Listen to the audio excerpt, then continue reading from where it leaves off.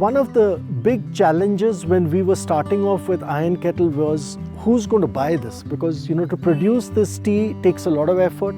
It is more expensive than producing normal tea. So who's going to be willing to pay a higher price for this?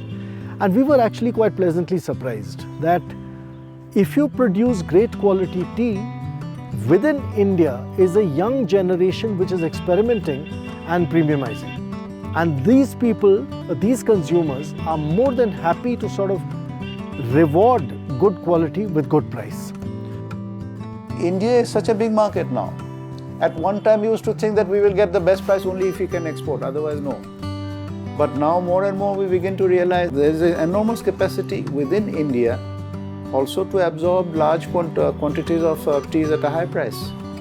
And therefore, how much attention we used to pay abroad, now we want to pay here. Unfortunately, in India, we've not been able to develop the market for Orthodox in the way we could have or we should have. Predominantly, it remains a CTC consuming country. In different parts of the country, there are different preferences. Like in Western India, if you go, they want what is called a saffron color, a golden yellow color. If you go to North India, they want a more red color, a reddish looking color. Green tea is again another sector which is really growing in India. So people, typically when you walk into any household, they will ask you, do you want chai or do you want green tea? So green tea is a very fast evolving segment.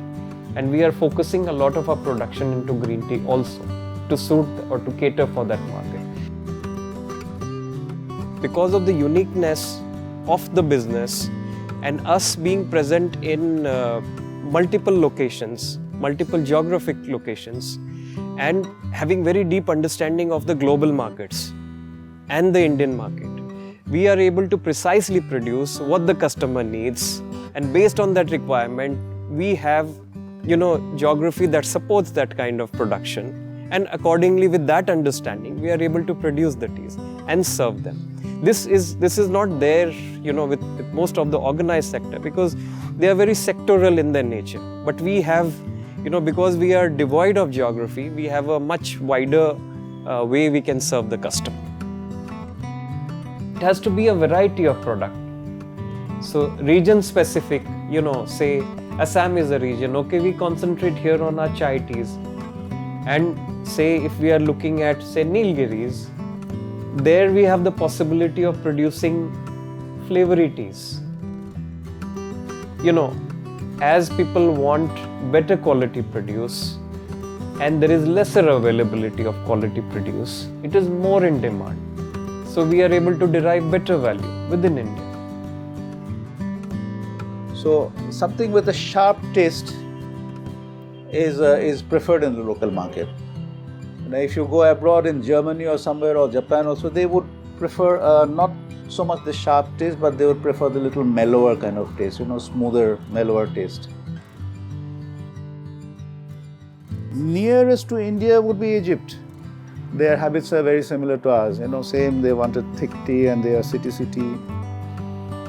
Next is absolutely different from that would be the Middle East market, which is the Orthodox market. So they like all this. They are very fond of Orthodox tea, but they also look at the tea very carefully. But Japan has a stronger preference for second flush. Yes, they don't like first flush much. They prefer the more mature taste of second flush. And the Germans, the other way around, they like the first flush more.